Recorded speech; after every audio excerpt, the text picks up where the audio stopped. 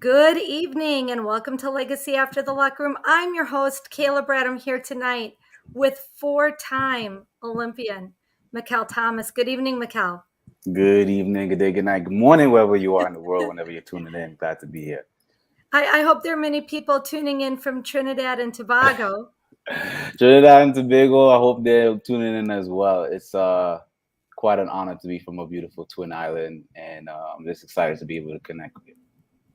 Thank you. So, Michael, let's go right in. Mikel, let's go right into the podcast. Talk about were you a natural born runner? Were you running away from like your whole life, being a little child running around the house? How did your story begin? Um, Honestly, it's a beautiful kind of full circle moment for me. So I'm now based in Atlanta, and I would say my idea of even possibly running came from the '96 Olympics here in this city, where I was able to see Otto Bolding kind of show what someone from the small Twin Islands can actually do up across our shores. So I never necessarily thought it was possible for me. We always raced on the island. Running is one of those more inclusive, easy, accessible sports. So I'm proud to be an advocate and a product of that. But my introduction to the sport was really just a kid running in the hallways when my family immigrated to New York City and trying to cause trouble as normal. And a dean grabbed me and gave me an option of detention or track practice. And that's kind of the power of what sport can do. It can create structure. It can give kids another opportunity to take their energy. It afforded me the opportunity to educate myself, to learn more about the world and everything within me. So I'm really grateful that someone was willing to invest that opportunity, give me a chance, another option. And I think I ran with it, pun intended. Speaking of that little I ran with it, you have a great analogy Mm, for hurdles. mm, And if you don't mind, like when I read that, it hit me. It hit me right in my heart yeah. because it resonated with me. Would you share with our audience your analogy for running hurdles? Sure. I mean, I truly believe we all are here on this earth for a purpose and gifted. If I could sing a song, I would, but I can't. I stand a strong 5 feet 8 in a 6 foot dominated event. But I truly believe everything that I'm not is what God is. And so for me, hurdling is like my song. It's my testimony that I can overcome anything. And so it's an honor to be able to clear obstacles for a living and to be able to, just remind people how awesome they are, especially if it gives them then an opportunity to look at God differently. So that's amazing to me. When I read that, it just, like I said, it just hit me like a golden nugget of Yeah. wisdom. What an analogy.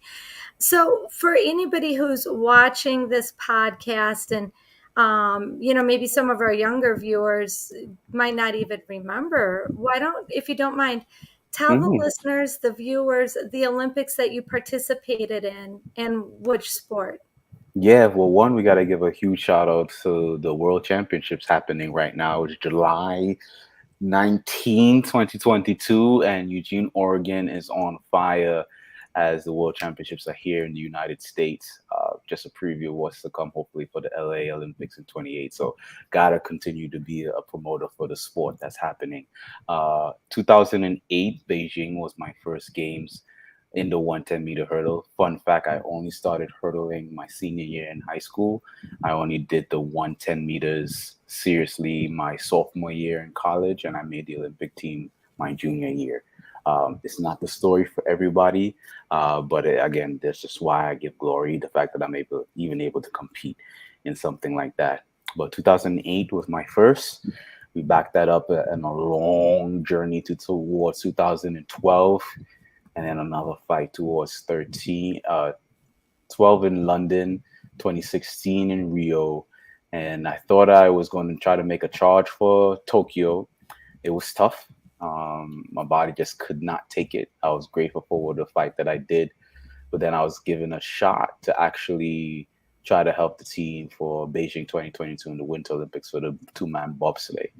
And so that was a change, of course, because I definitely thought I was retired. But we were able to return to the Winter Olympics after 20 years. So That was huge to be able to contribute to that. I wasn't able to attend because I had to pull out due to a medical injury, but I'm still grateful for, again, this is the example of what we were able to do, how the men went out there and performed.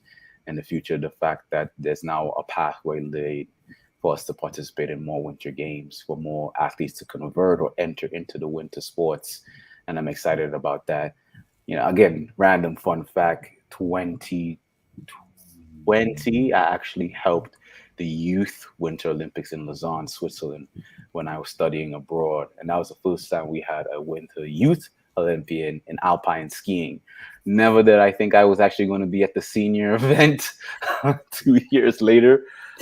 But I'm still grateful for what, as a small island, 2.5 million people, we don't have snow.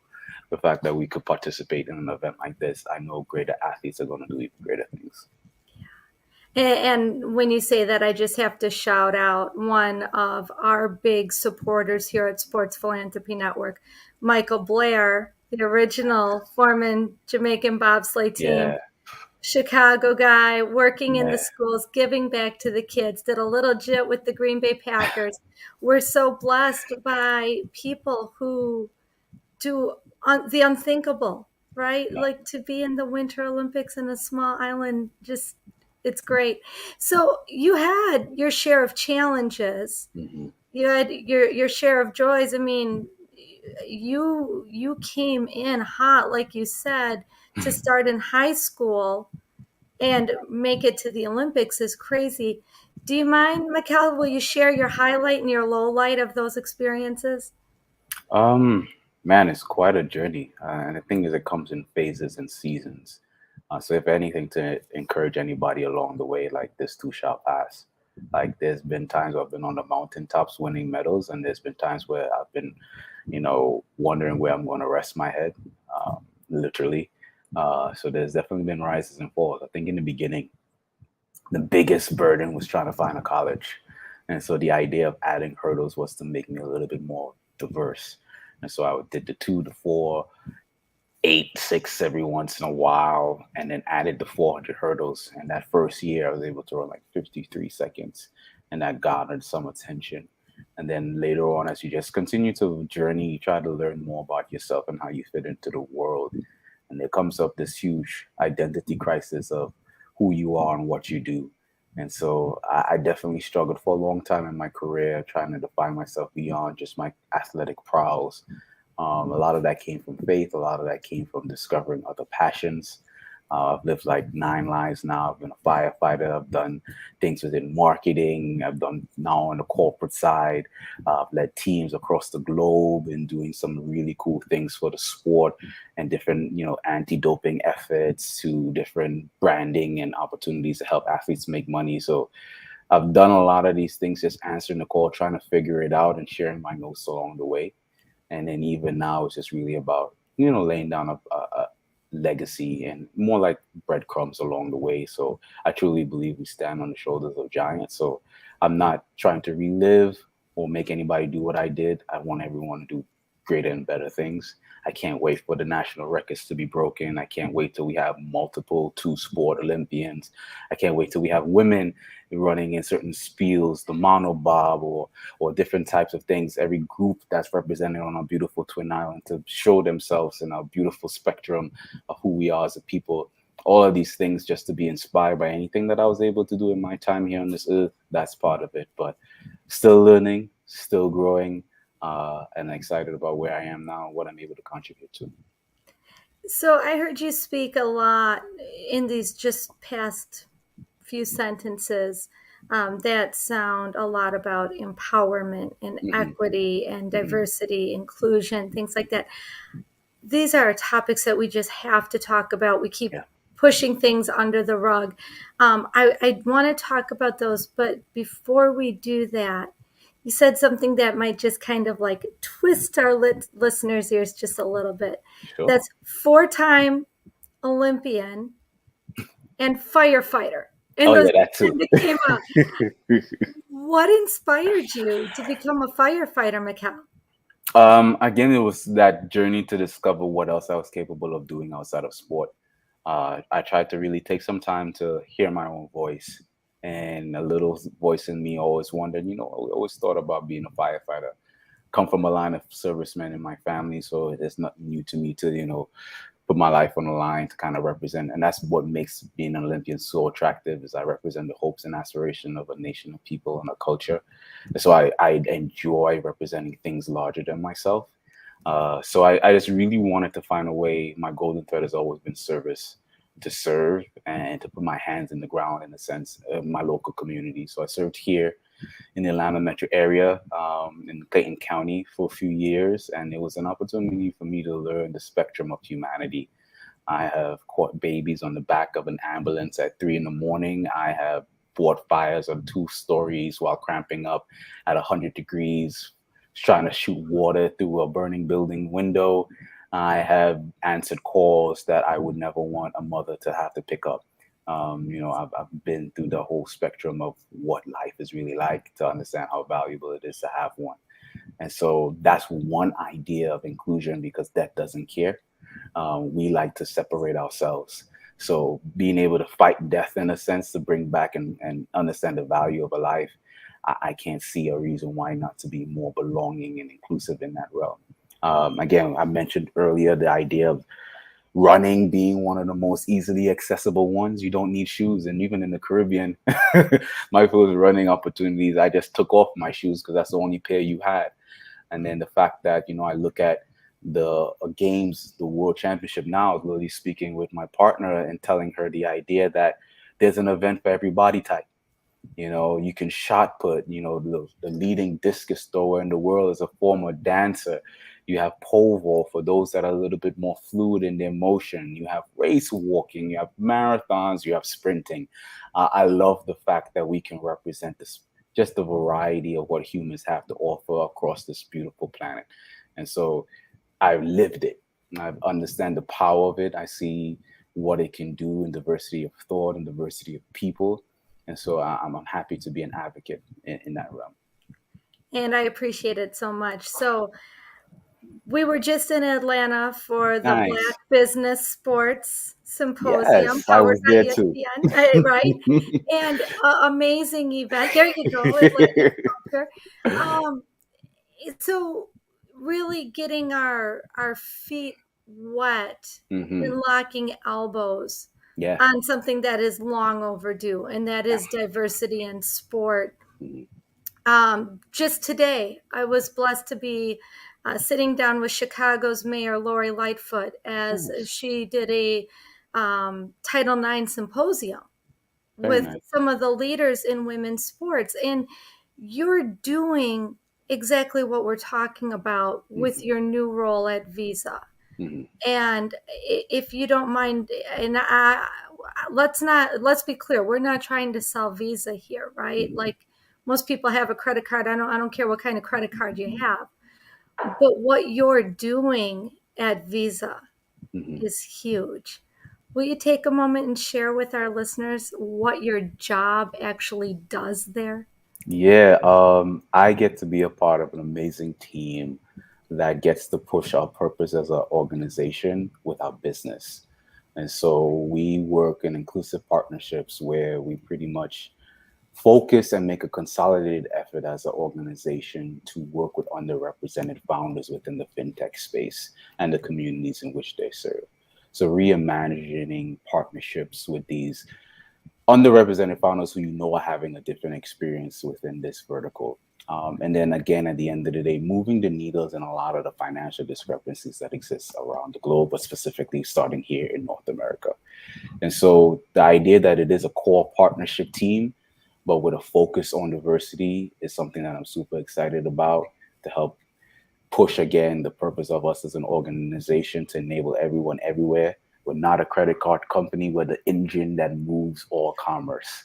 And so the fact that there's an opportunity to affect how some people make, earn, play, move, and get affected by money, and we can actually help enable other people to do what they set out for to do is in a sense of impact.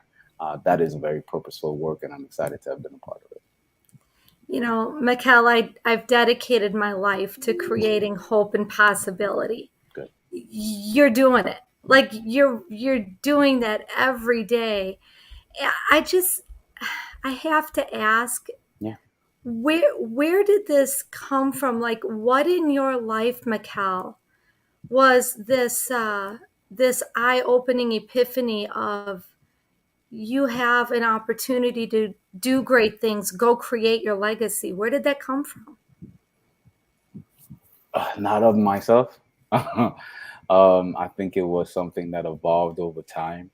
I think in the beginning it was what I can get out of the sport, and then it evolved out of want to know what I can potentially give back to the sport, and then now it's what I can leave for the sport. I think you go through that life cycle where you realize that your time will pass, and you again standing on the shoulders of giants. Am I capable of leaving something better when I am out than when I entered it in the first place? Um, that's something that I've learned from a lot of great mentors that I've poured into my own life.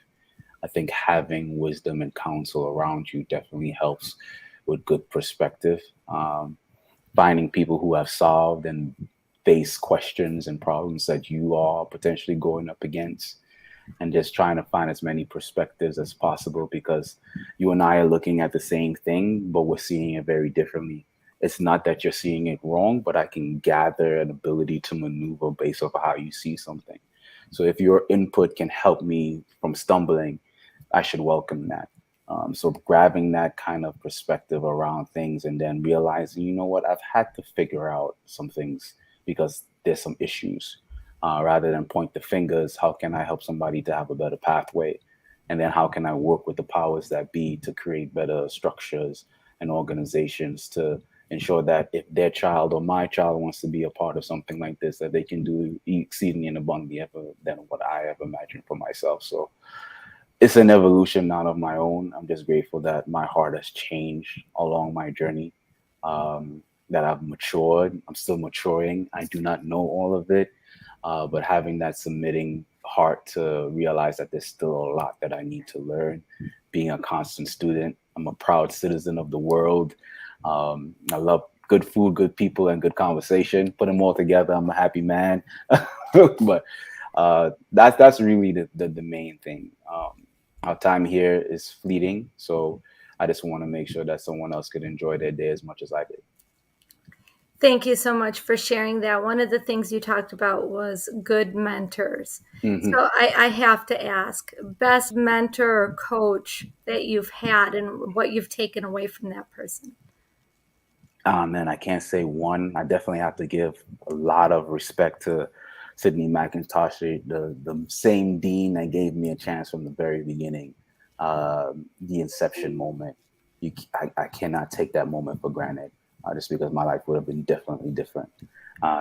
To Aaron Tucker, who took a risk on a 5'8" guy while I was at the University of Kentucky. Now he's now at Penn State, to give me a chance to say, you know what, let's try again, right? That idea of trying again with someone and then making an Olympic team.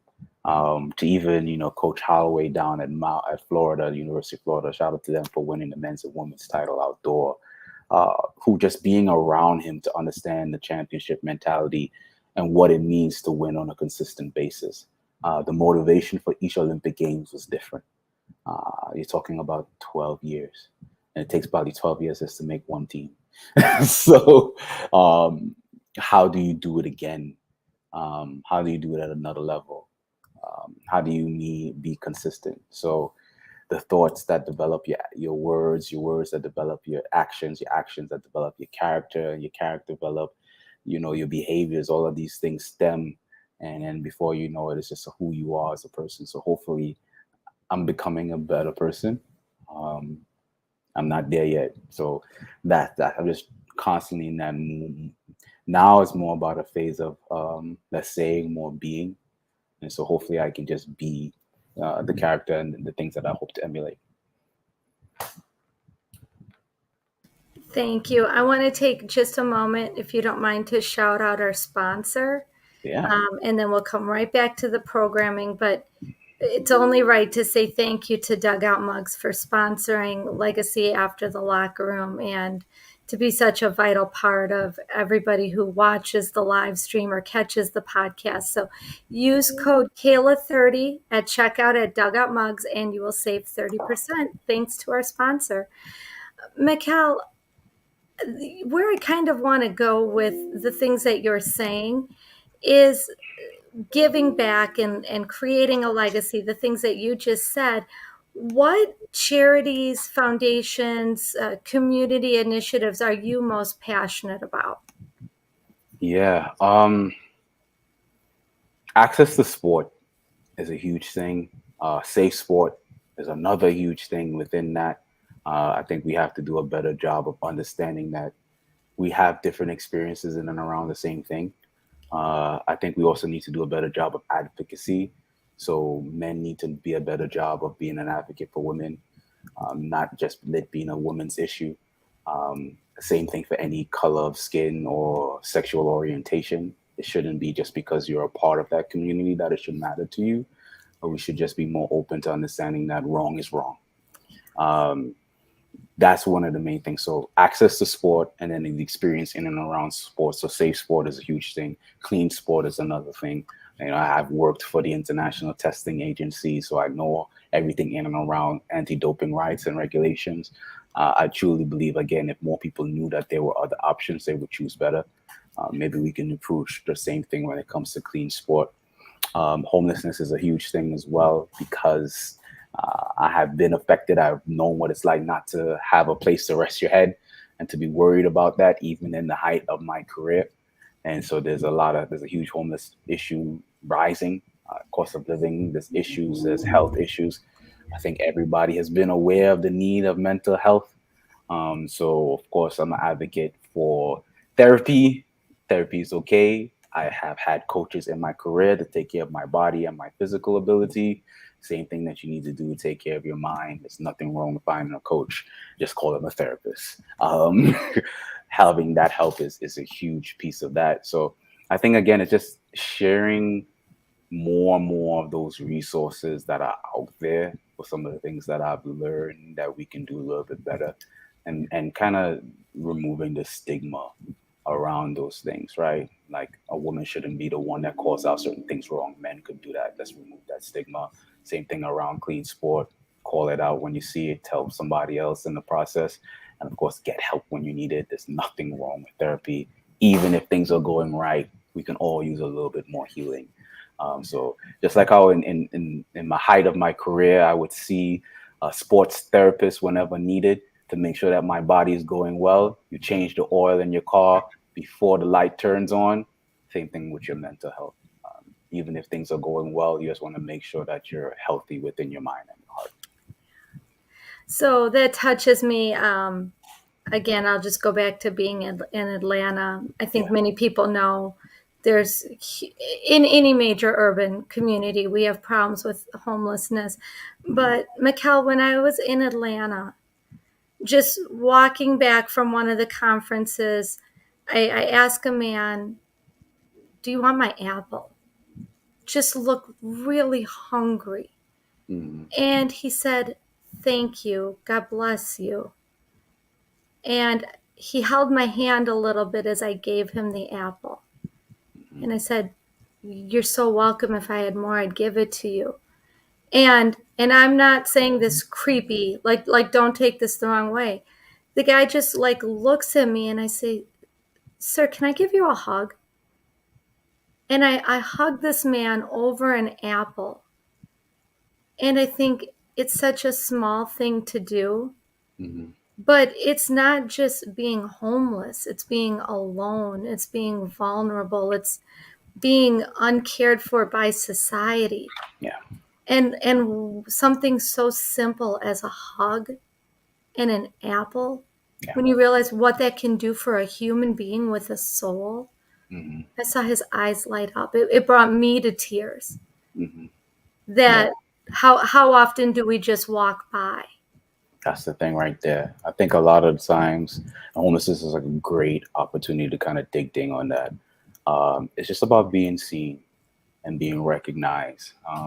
A lot of the population just feels like they are the shadow of our existence. So just taking this time to just recognize somebody, like for example, a simple thing, like I just keep water in my car, bottles of water, because it's hot. I'm a human. I feel the heat. Now imagine if I lived out there the whole time. So it's not that hard. Not everything has to be super hard or expensive. But yes, you can always partner with your local center or any other nonprofit NGO organizations in your community, buying them supplies. If you're worried about, like, there's so many other ways that you can help. But just at least acknowledging the person, not when you see them come in, you just look the other way. I think we all know that play, but remembering that we're all humans and just sometimes have different lived experiences. So, folks, if you want to follow Mikel and see his great experiences and watch what he's doing to impact the world, Mikel, I'm going to point people to your Instagram account. Is that Please, okay? All right. always okay. So, Mikel_Thomas on Instagram. And if you are listening to the podcast on your way to work and you say, like, oh, I remember him from the Olympics, but I don't remember how to spell Mikel. Mikel_Thomas. And you're putting up great content. It's fun. You're a cool dude. I'm working on it. I'm working on it. Just trying to, again, keep it human. I still shop at the same grocery store. I still gotta put gas in my car for now until I get an electric one. But just being human, just being human, and just remembering that no matter what your arena is, you too can be a champion. So whether you're called to be a mom, a friend, corporate champion, or the next LeBron James, it doesn't matter. You're capable, because my heart is just as big as yours. Speaking of being a champion, Mikel, I ask every guest on Legacy After the Locker Room to partner with me for my charity of choice, that's Mhm. Special Olympics. Can we count on you for an autograph donation? Come on down. I remember my first Special Olympics back at the University of Kentucky, and I can't imagine what it's like not to support an organization like that. So let's do it. Thank you. You know, we only have 3 minutes left in the show. Okay. I'm sure that there were questions that I should have asked you that I didn't, because you're just so engaging and a wellspring of inspiration. I want to give you a moment to thank the people in your life that you need to thank Hmm. and give you a chance to share your words of wisdom. Sure. My family and friends, some of the times I get really praised for the leaps that I've been able to do, but there's always a result of every decision that you make. And so there's a lot of people who also take the consequences and the sacrifices along the way. So for those, all the times that I haven't been home or haven't been away, because of more on the way on the other side of the world chasing the dream, I love you and appreciate you for that. For those that have invested in me, time, money, effort. I fundraised my way to get my master's degree, and that's debt free. And it's sitting right here next to me. So super excited for that, because now, again, it's the idea. I now have the network and the education to make back an impact. And that's what I hope to continue to do. Looking forward to just being more and more involved with the sport. There's so much life, soft skills that we get from the world of sport that I truly believe make a hard impact.